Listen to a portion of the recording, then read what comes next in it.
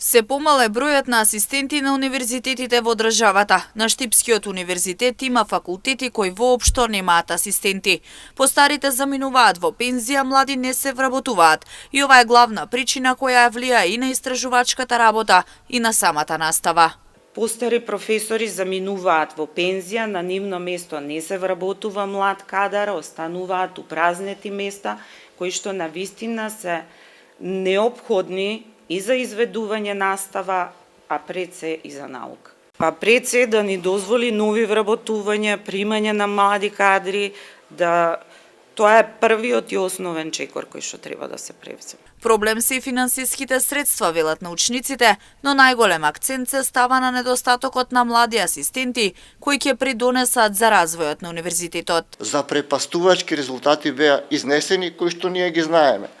5000 имаме научни работници и на универзитетите во Македонија. Од тие 5000, 4200 се доценти, вонредни, редови професори, само 800 има асистенти, а треба да биде обратно.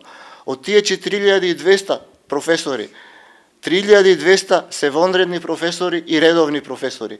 Нив не им треба нити истражување, нив не им требаат нити научни трудови, освен ако самите тоа не сакаат да го прават.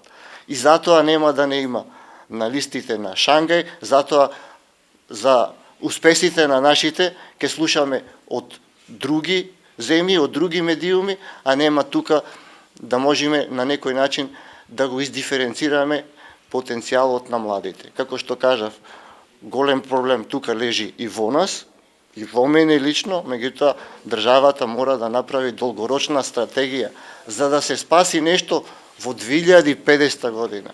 Државата треба да даде дозвола за вработување како и да направи долгорочна стратегија со цел да се стави крај на недостатокот на асистенти.